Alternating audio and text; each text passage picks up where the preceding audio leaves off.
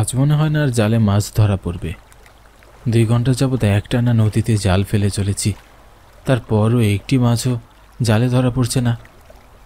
নদীতে যেন একটি মাছও নেই। নিমেষেই মাছগুলো উধাও হয়ে গিয়েছে নাকি? আমি রঘু জেলে। আমাদের গায়ে হাতে গোনা জেলেদের মধ্যে আমি একজন জেলে। আজ আমাদের মধ্যে কেউ নদীতে জাল ফেলতে আসেনি। আমি একা নদীতে জাল ফেলতে এসেছি। অন্যান্য দিন সবাই আমার আগে এসে নদীতে জাল ফেলে, কিন্তু আজ কারোর দেখাই মিলছে না। ব্যাপারটি বেশ অদ্ভুত লাগলো আমার কাছে, কিন্তু তারা আসেনি বলেই বেশ ভালো লাগছিল। ভাবছিলাম আজ একটু বেশি মাছ জালে ধরা পড়বে, কিন্তু তা আর হলো কই। মাছ তো দূরের কথা, জালে একটি পোকা পর্যন্ত উঠছে না। কালই হাট বাজার। বৃহস্পতিবার আর রবিবার এই গ্রামে হাট বসে। গ্রামের ছোট্ট হাট হলেও বেশ জমজমাট। কাল হাটে মাছ যদি বিক্রি করতে না পারি, তাহলে কপালে আর পেট পুজো থাকবে না। না খেয়ে দিন পার করতে হবে।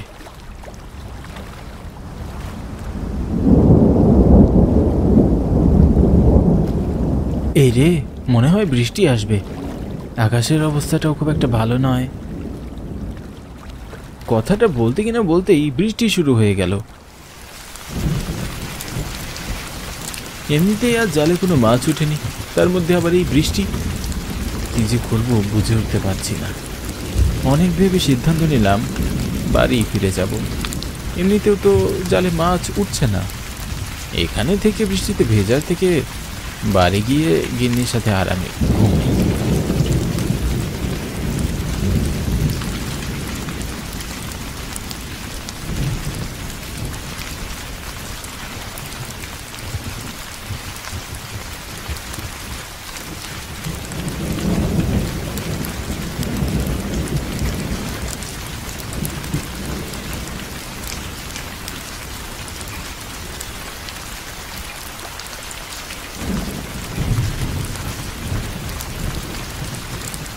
আজ দিনটাই খারাপ গেল। অক্লান্ত পরিশ্রম করেও কোনো লাভ হলো না। যাকগে, যা হয় ভালোর জন্যই হয়, আর ভেবে লাভ নেই। যাই, দ্রুত পা চালিয়ে বাড়ি যাই বরং। গিন্নি ওইদিকে অপেক্ষা করছে মনে হয়। নদী থেকে বাড়ি ফেরারই একটি পথ। জঙ্গলে ঢাকা হলেও সমস্যা নেই, তবে ওই শ্মশানের কাছে গেলে বুকের ভেতরটা কেমন যেন ধুকধুক করে ওঠে। শ্মশান পার করে আসতেই হঠাৎ আমার পিছনে কারোর উপস্থিতি টের পেলাম। বুকের ভেতরটায় কেমন যেন মোচড় দিয়ে উঠল না। আমি ভয়ে ভয়ে পিছনে ফিরে তাকালাম, কিন্তু কাউকেই তো দেখতে পেলাম না। আমি ভয়ে দ্রুত বাড়ির পথে হাঁটতে লাগলাম। পথে আরও বেশ কয়েকবার আমার মনে হয়েছিল আমার পিছনে কারো উপস্থিতি, আর পিছনে তাকাইনি।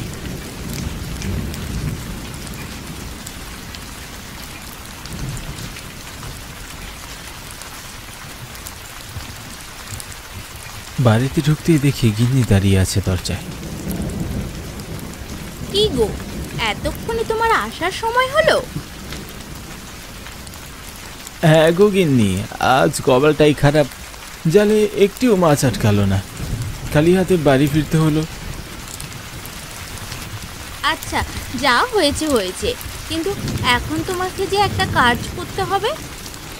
আমাদের গোয়াল ঘরের চাল ফুটো হয়ে ভেতরে পানি পড়ে গরুগুলো ভিজে যাচ্ছে।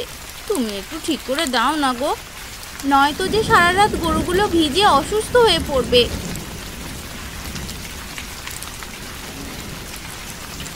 এতটা পথ হেঁটে এসে শরীরটা বেশ ক্লান্ত লাগছিল। ভাবলাম বাড়িতে গিয়ে বিশ্রাম নেব।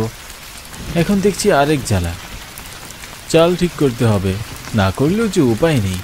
গরুগুলো ভিজে যাবে, কি আর করার। জালটি মাটিতে রেখেই উঠে পড়লাম গোয়াল ঘরের চালে। চাল ঠিক করে নিচে নেমে ঘরের দিকে হাঁটতে লাগলাম।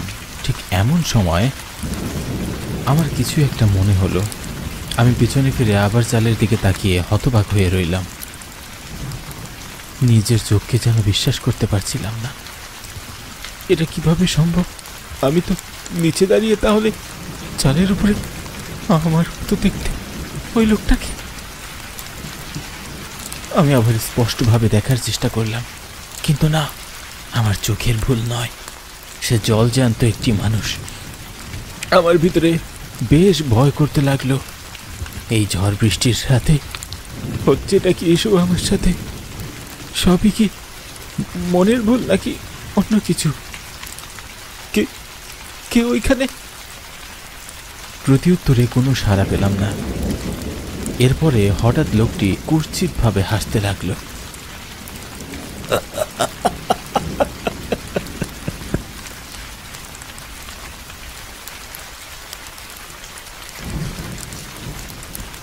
কি গো, কি হয়েছে? এভাবে চিৎকার করছো কেন? ওই দেখো, চালে আমার মতো হুবহু একটি মানুষ বসে আছে। কোথায়? কেউ তো নেই সেখানে। কি ভুলভাল বলে চলেছো।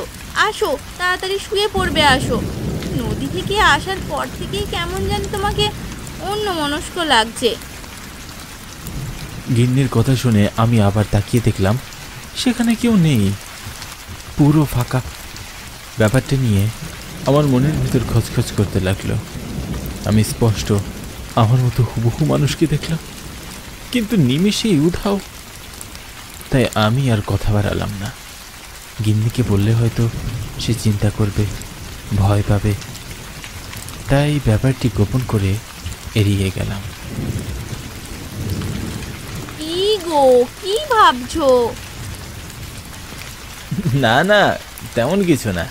চলো, অনেক রাত হলো, ঘুমিয়ে পড়ি। কাল সকাল সকাল তো আবার উঠতে হবে। তাই তাই তাড়াতাড়ি চলো। গিন্নি ঘরের ভিতরে চলে গেল, আমিও তার পিছু পিছু যেতে থাকলাম।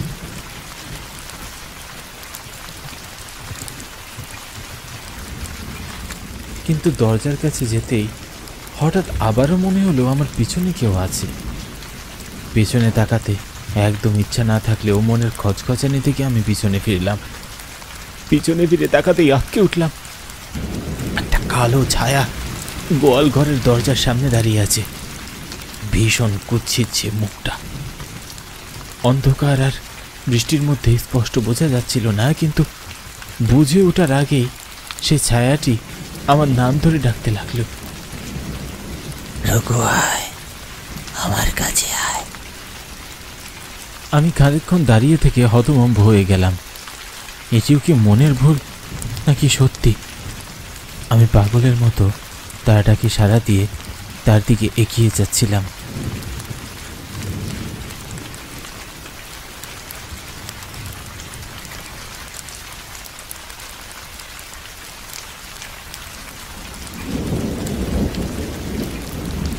আমি তার ঠিক কাছে যেতেই ছায়াটি আমার গলা চেপে ধরে শূন্যে ভাসিয়ে নিল। এত জোরে চেপে ধরে রেখেছিল যে আমি চিৎকার করার শক্তিটাও হারিয়ে ফেলেছিলাম। এত রাতে আমাকে বিরক্ত করলি কেন? এখন কে বাঁচাবে তোকে? জানিস না কবরস্থানের আশেপাশে রাতে মানুষের প্রবেশ নিষেধ। একথা বলে কালো ছায়াটি আমাকে তুলে ধরে আছাড় মারল। ব্যথায় আমি চিৎকার করে উঠলাম। আমার চিৎকার শুনে গিন্নি ঘর থেকে বেরিয়ে এলো।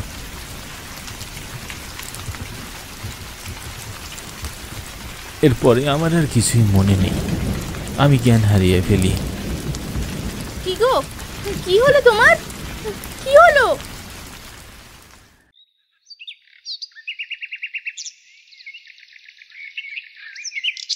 পরের দিন যখন আমার জ্ঞান ফিরে আমি নিজেকে বিছানায় পাই, পুরো শরীর ব্যথায় জর্জরিত। আমি বুঝতে পারলাম আমার পা আমি আর নড়াতে পারছি না। কালো একটি রাত আমার জীবন থেকে সব কেড়ে নিল। প্রায় 6 মাসের মতো বিছানায় শুয়ে শুয়ে দিন পার করেছি। মনে মনে ভেবেছি আর কোনোদিন রাতের বেলা মাছ ধরতে যাব না, আর যদিও যাই কবরস্থানের পথে বাড়ি ফিরব না।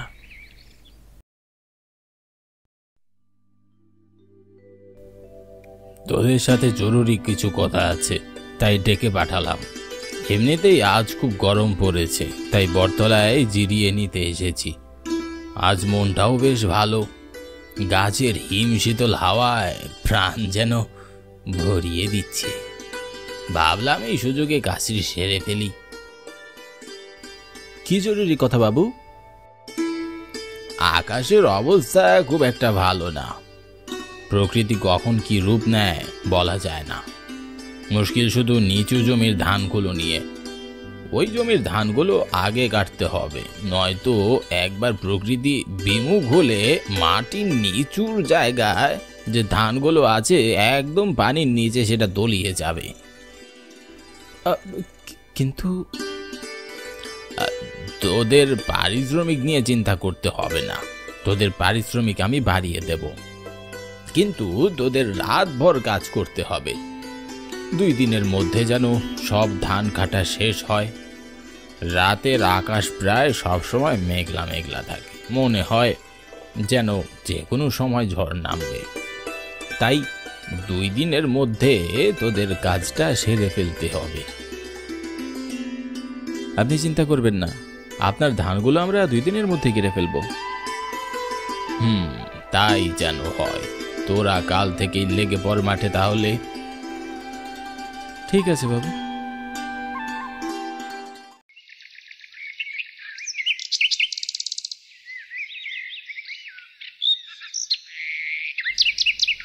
শহর থেকে নিয়ে আসা লোকজন নিয়ে সকাল সকাল মাঠে নেমে পড়লাম কাজ করতে। শহর থেকে শ্রমিক এসেছে, গ্রামের সবাই সবার নিজেদের ফসল নিয়ে ব্যস্ত। তাই তাদের মধ্যে আবার গ্রাম প্রধানের ফসল নিখুঁত যে হতেই হবে তাই আর কি শহর থেকে লোক জোগাড় করতে হলো। আমাদের গ্রাম প্রধান মশাইয়ের মোট 52 বিঘা সম্পত্তি। কিছু জমির ধান কাটা হয়ে গেলেও অধিকাংশ জমির ফসল এখনো কাটাই হয়নি। আজকের আকাশটাও কেমন জানি মেঘলা মেঘলা। গ্রাম প্রধান ঠিকই বলেছিলেন, 2-1 মধ্যে বৃষ্টি নামতেই পারে। বৃষ্টি নামার আগেই আমাদের কাজ শেষ করতে হবে, নয়তো সব জমির ফসল জলে যাবে। তোরা সবাই তাড়াতাড়ি হাত চালা, আজকের মধ্যেই অর্ধেক জমির ধান কেটে শেষ করতে হবে। সবাই সবার মতো কাজ নিয়ে ব্যস্ত। এই মেঘলা শীতল দিনেও আমাদের শরীর থেকে ঘাম ঝরছে। শ্রমিকদের এই এক কপাল, তাদের শরীর থেকে ঘাম না ঝরা পর্যন্ত তাদের পেটে ভাত জোটে না। দিনরাত খেটেও যেন মালিকদের মন ভরে না। রক্ত পানি করা শরীরে আমাদের খাটাতে চায় দিনরাত। কিন্তু বর্তমানে সবার মাথায় চিন্তার ছাপ স্পষ্ট। এই চিন্তা যেন বারবার ঘুরপাক খাচ্ছে, যে কোনো সময় বৃষ্টি নামবে। তার মধ্যে আবার নিচু জমি, মহা মুশকিলে পড়ে গিয়েছি সবাই। ধান কাটতে কাটতে এক পর্যায়ে সন্ধ্যা নামলো।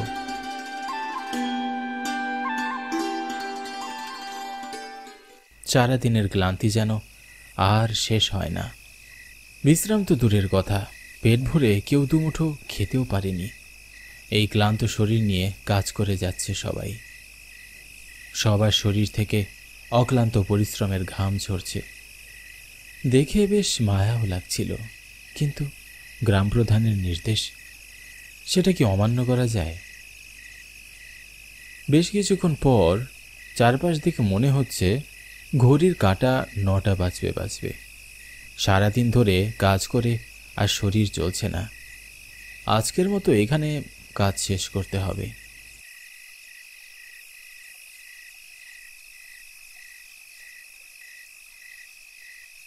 আর পারছি না গো, কাল সকালে এসে করব। আজকের মতো এখানেই শেষ করতে হবে, নয়তো কালকে আর শরীর চলবে না। তা ঠিকই বলেছ।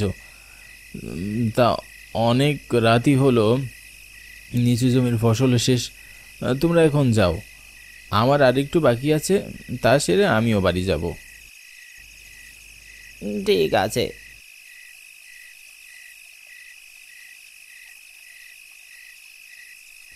হঠাৎ করেই চারপাশ বাতাসে ভরে উঠল। এতক্ষণ বাতাসের কোনো ছিটেফোঁটাও ছিল না। আকাশের মেঘগুলো যেন ভারী হয়ে রয়েছে, মনে হচ্ছে যে কোনো সময় বৃষ্টি নামবে। চারটিও যেন মেঘে ঢাকা পড়েছে। এতক্ষণ জ্যোৎস্নার আলোয় বেশ ভালোই দেখা যাচ্ছিল।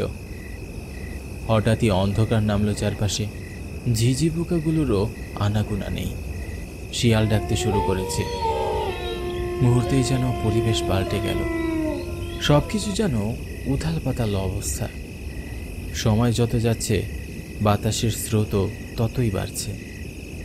চোখের পলক পড়তেই দূরে একটি যুবতী মেয়েকে দেখতে পেলাম। দেখে বেশ খটকা লাগলো। এত রাতে একা একা একটি মেয়ে কেন সাগর ওপারে দাঁড়িয়ে থাকবে? মনের ভুল হতে পারে। সারাদিন কাজ করে চোখে হয়তো ভুল দেখছি, তাই ব্যাপারটি এড়িয়ে গেলাম।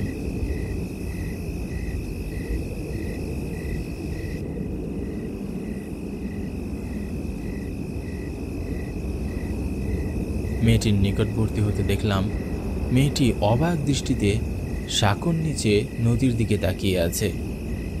তার পলক যেন পড়ছেই না। আর বুঝতে বাকি রইল না যে মেয়েটি আত্মহত্যা করতে যাচ্ছে। কি গো মেয়ে, এত রাতে এখানে কি করছো? যাও, বাড়ি যাও বলছি। মেয়েটি কোনো দিকে না তাকিয়ে চুপচাপ রইল। কি হলো? আমার কথার কোনো উত্তর দিচ্ছ না যে? আপনার কাজ আপনি করুন, আমাকে বাধা দিবেন না।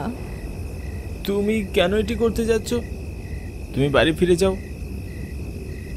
বললাম না আমাকে বিরক্ত করবেন না, নিজের কাজ নিজে করুন। তোমার বাড়ি কোথায়? চলো তোমাকে তোমার বাড়ি পৌঁছে দিয়ে আসি। আমার বাড়ি হিজল গাছে। মেয়েটির কথা শুনে বেশ অবাক হলাম। আমার জানা মতে হিজল গাছের নিচে কোনো বাড়ি নেই, কিন্তু মেয়েটি যে বলল, তাহলে কি মিথ্যা বলল? কোথায়? হিজল গাছের নিচে তো কোনো বাড়ি নেই। তাহলে তোমার বাড়ি কোথায়? আমার বাড়ি হিজল গাছের নিচে নয়, হিজল গাছে আমার বাড়ি।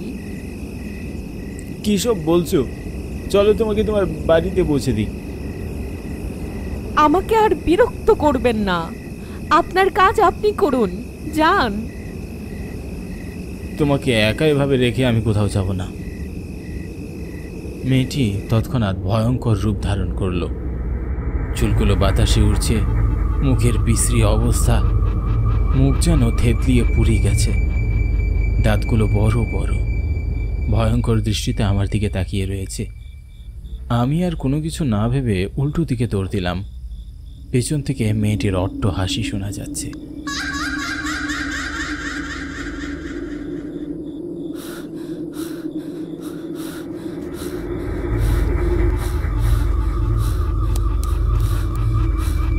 দৌড়াতে দৌড়াতে কত দূর এসেছি নিজেও জানি না।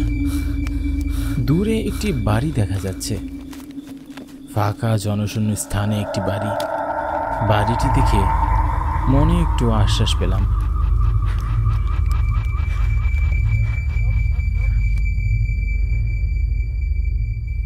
বাড়িটির সামনে যেতেই দেখলাম একজন বুড়ি মাকে।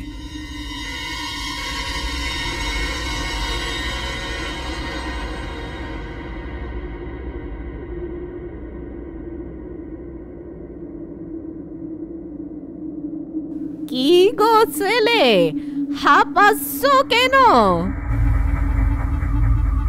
আসলে বুড়িমা, আমি ধান কেটে নিয়ে যাওয়ার সময় সাগর উপর দিয়ে পার হচ্ছিলাম, কিন্তু ওই সময় দেখি একটি মেয়ে সাগর উপরে দাঁড়িয়ে দাঁড়িয়ে নদীর পানি দেখছে। তা দেখে মনে হলো মেয়েটি নিশ্চিত আত্মহত্যা করবে। আমি তাকে বাধা দিতে গেলাম আর সে ভয়ঙ্কর রূপ ধারণ করলো। তা দেখে ভয়ে ছুটতে ছুটতে কোথায় এসে পড়েছি নিজেও জানি না। হ্যাঁ গো ছেলে, বুঝতে পেরেছি, ওই মেয়েটি আর কেউ নয়, আমার নাতনি সুধা।